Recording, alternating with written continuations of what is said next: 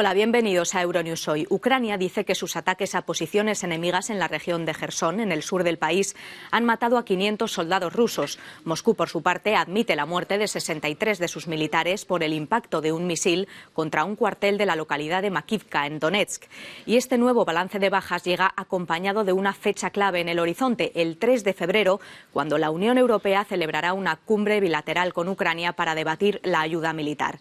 Además, este martes estamos pendientes de Brasil. El Club Santos calcula que unos 230.000 aficionados han pasado por el velatorio de Pelé, el 3 veces campeón del mundo fallecido el pasado jueves a los 82 años. A la capilla ardiente, como ven en el estadio de Vila Belmiro, hemos visto acudir al presidente Lula da Silva. A final de nuestro informativo les mostraremos cómo está siendo este último adiós a O Rei antes del entierro en una ceremonia privada en el cementerio Memorial Necrópolis Ecuménica. Lula, por cierto, se ha reunido con varios líderes mundiales en su afán por restablecer los vínculos con Iberoamérica. Veremos cómo ha sido su primera jornada de gobierno y también en nuestro informativo algo de lo que probablemente se hayan dado cuenta los que viven en España. 2022 fue el año más caluroso en el país desde que hay registros, una tendencia que se mantiene estos primeros días del año con máximos históricos y con una sequía preocupante. Y no solo en España, en gran parte de Europa el caluroso invierno ya tiene consecuencias, entre ellas la falta de nieve en las principales estaciones. Vamos ya con todo, estos son los titulares. El Ministerio de Defensa ruso reconoce la muerte de 63 militares tras el ataque ucraniano con misiles contra un cuartel en la ciudad de Makivka. El Parlamento Europeo inicia un procedimiento urgente para levantar la inmunidad a 2 eurodiputados envueltos en el escándalo de corrupción de Qatar. Crece el arrepentimiento por el Brexit entre los británicos. El 65% quiere que se repita el referéndum por la salida de Reino Unido de la Unión Europea. Masiva afluencia de católicos de todo el mundo a la Basílica de San Pedro del Vaticano para presentar sus respetos ante los restos de Benedicto XVI. Un ataque ucraniano con misiles contra un cuartel del ejército ruso en la ciudad de Makivka deja decenas de militares muertos. Las autoridades ucranianas informaron a través de Facebook que el bombardeo acabó con la vida de 400 personas y dejó 300 heridos. El Ministerio de Defensa ruso, que ha reconocido el suceso, ha dicho que la cifra de fallecidos es mucho menor. A consecuencia del impacto de 4 misiles con una ojiva explosiva en un cuartel temporal, 63 militares rusos murieron. Los familiares y allegados de los militares fallecidos recibirán toda la ayuda y el apoyo necesarios. Este ataque a las fuerzas militares rusas consiste en la respuesta de Ucrania tras los bombardeos masivos del Kremlin con misiles y drones rusos de los últimos 3 días sobre varias regiones ucranianas. El presidente del país, Volodymyr Zelensky, ha instado a la población a resistir y no perder la esperanza, y advierte que Rusia podría estar planeando un nuevo ataque sostenido con misiles. Tenemos información de que Rusia planea un ataque prolongado con drones Shahed. Su apuesta podría estar en el agotamiento. En el agotamiento de nuestra gente, nuestra defensa aérea y nuestro sector energético. Tras los ataques rusos del lunes por la noche sobre Kiev, las infraestructuras energéticas resultaron dañadas, pero Ukrenergo, el operador de la red de distribución eléctrica de Ucrania, ha indicado que la situación ya está bajo control.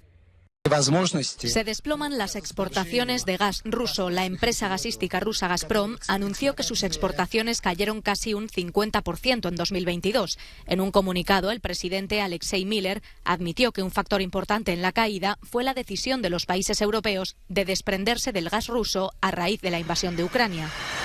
Se trata de la tasa de exportación más baja de Gazprom desde el año 2000. Pero a pesar del revés, no todo son malas noticias para la gasista. Este nuevo yacimiento de gas en el sur de Siberia servirá para suministrar gas a los mercados chino e indio. Los países asiáticos se beneficiaron de la caída de los precios del gas y Gazprom estuvo a su entera disposición. Mientras tanto, muchos países de Europa tienen como prioridad reducir su dependencia de Rusia y para ello Finlandia instaló su primera terminal de gas natural licuado el pasado miércoles. Alemania hizo lo propio en 2022 y tiene previstas 5 instalaciones más.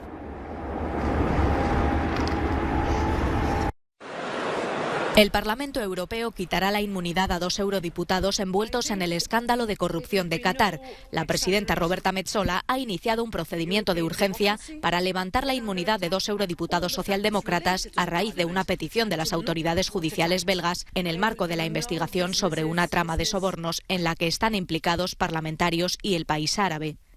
Metsola ha anunciado su decisión a través de las redes sociales, insistiendo en que no habrá ninguna impunidad. Según ha podido saber Euronews de fuentes de Bruselas, los eurodiputados afectados son el belga Marc Tarabella y el italiano Andrea Cozzolino, ambos miembros del grupo parlamentario de la Alianza Progresista de Socialistas y Demócratas. El escándalo, que salió a la luz en diciembre, se inició con la detención de la vicepresidenta del Parlamento, la eurodiputada socialista griega Eva Kaili. Ella y otras 3 personas han sido acusadas de pertenencia a organización criminal, blanqueo de dinero y corrupción en un escándalo que ha conmocionado al Parlamento Europeo y provocado tensiones entre Qatar y la UE.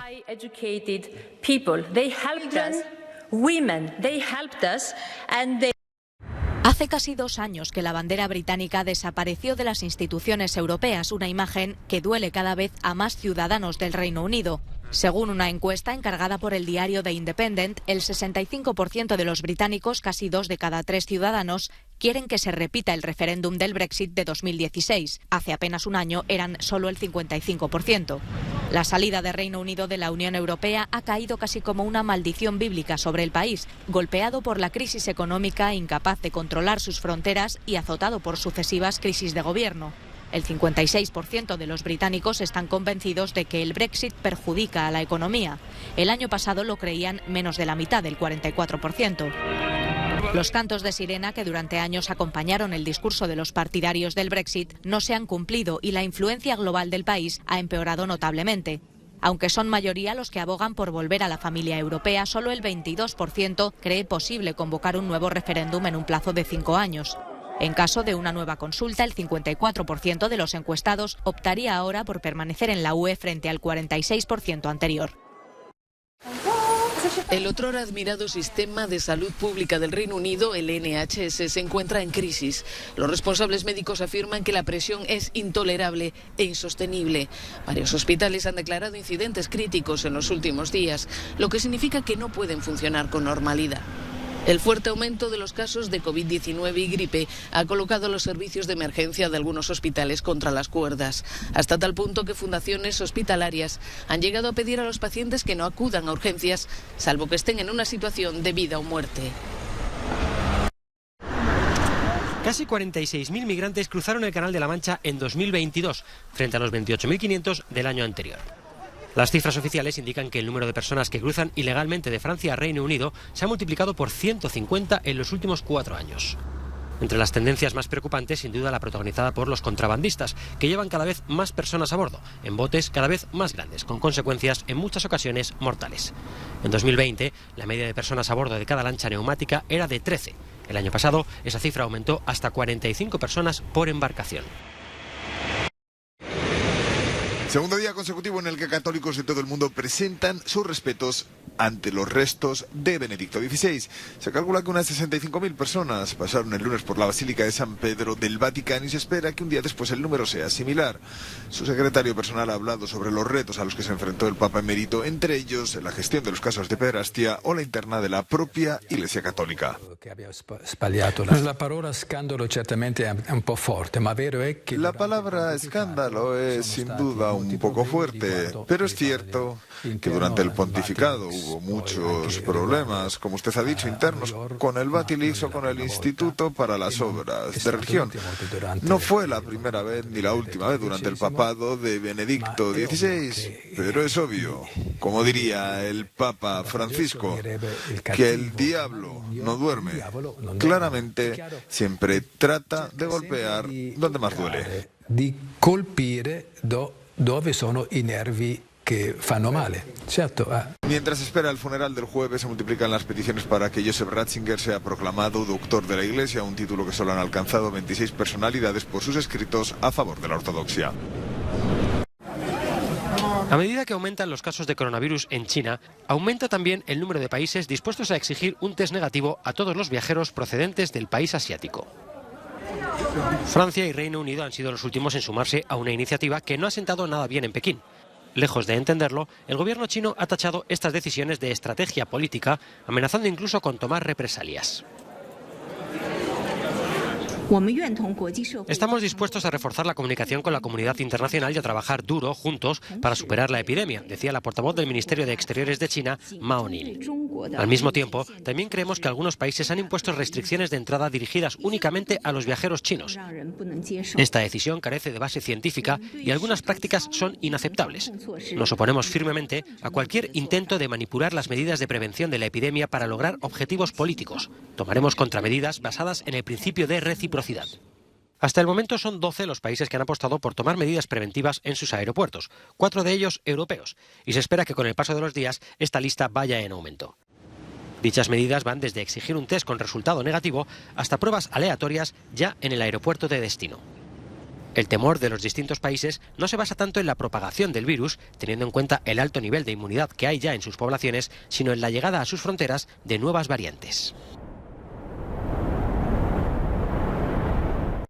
En articulación con los gobiernos regionales. El presidente de Venezuela, Nicolás Maduro, dijo en una entrevista transmitida por la televisión estatal que está dispuesto a trabajar para normalizar las relaciones con Estados Unidos a pesar de las sanciones que afectan a su país. Si es bueno para la vida electoral, para la vida política, Venezuela está preparada, totalmente preparada para dar paso hacia un proceso de normalización y regularización de relaciones diplomáticas, consulares, políticas, con este gobierno en los Estados Unidos y con los gobiernos que puedan venir.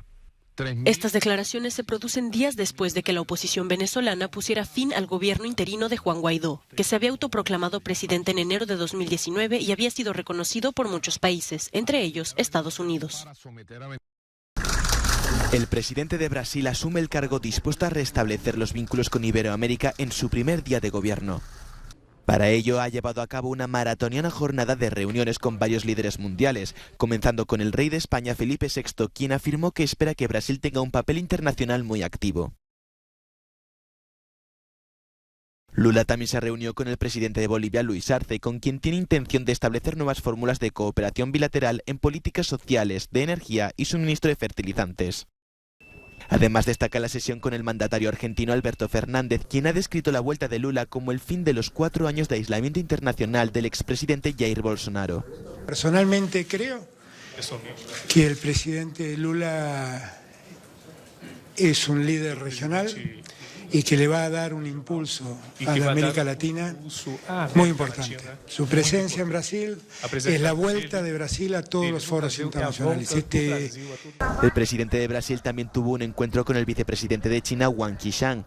Esto muestra la intención de Lula de ampliar las relaciones con el gigante asiático, el principal socio comercial del país. Último adiós de los brasileños. A Pelé, miles de personas han hecho cola para entrar en el campo del Santos con el fin de presentar sus respetos al astro que falleció la semana pasada a los 82 años.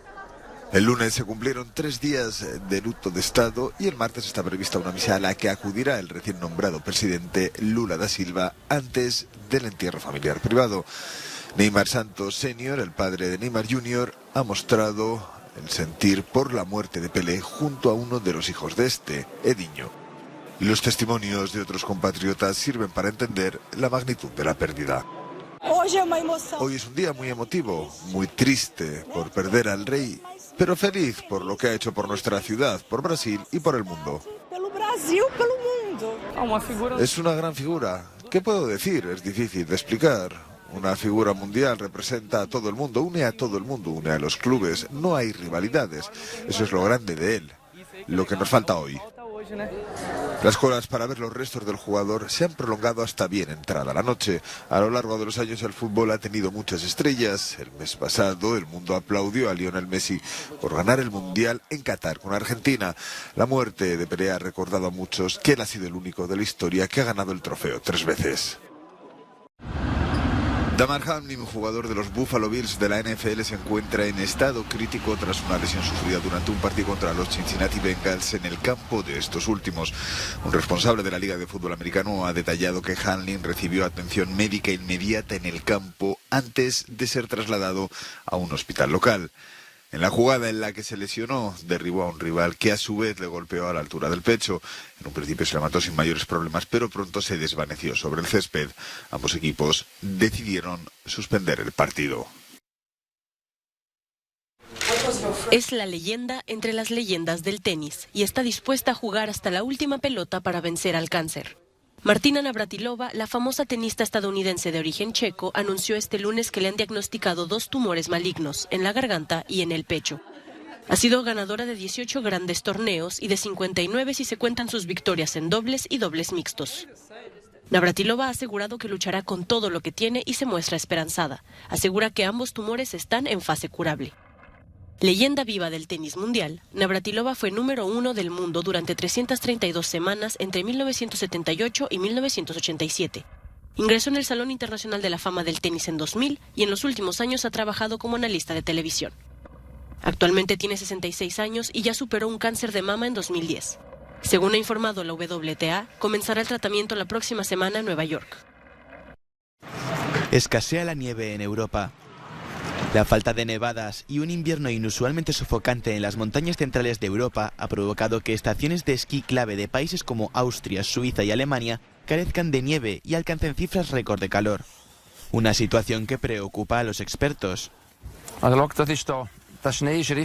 Mira la nieve, está muy húmeda. Ya no es constante, es como en primavera. La nieve tiene que cuajar y esto no está ocurriendo debido al exceso de agua. Según el Servicio Meteorológico Estatal Meteosuisse, las altas temperaturas surgen por la llegada de corrientes cálidas de aire del oeste y el suroeste. Debido a esta situación, el director de la Copa del Mundo de Esquí en Suiza dijo que la competición se llevará a cabo este sábado con nieve artificial. 2023 repite la tendencia de 2022, convirtiéndose en el inicio de año más cálido en varios países de Europa, como Francia y Suiza. Aún así, el servicio meteorológico asegura que los aficionados a los deportes de invierno deben ser pacientes, porque la nieve y las bajas temperaturas llegarán pronto. España vivió en 2022 el año más caluroso desde que se tienen registros y también uno de los más secos. Salvo en marzo y abril, en todos los meses las temperaturas fueron más elevadas de lo normal, especialmente entre mayo y octubre, cuando sucesivas olas de calor dispararon los termómetros por encima de los 40 grados en amplias zonas del país. Y la tendencia parece que se mantiene, pues España ha comenzado 2023 registrando máximos históricos en varias ciudades del norte. La sequía se refleja en los embalses, que a finales de diciembre se encontraban solo al 43% de su capacidad. Condiciones climáticas idóneas para los incendios devastadores registrados en 2022, que arrasaron más de 300.000 hectáreas, según el Servicio de Vigilancia por Satélite de la Unión Europea. Un 2023 de transporte completamente gratuito en las Islas Baleares. Es la medida que llega tras las negociaciones entre el gobierno balear y el gobierno español en Madrid para acordar el trato y la modificación presupuestaria. El transporte público en Baleares será completamente gratuito todo el año para los residentes que sean usuarios habituales del servicio, y para evitar que los turistas abusen de la subvención, los usuarios ocasionales deberán pagar un billete individual.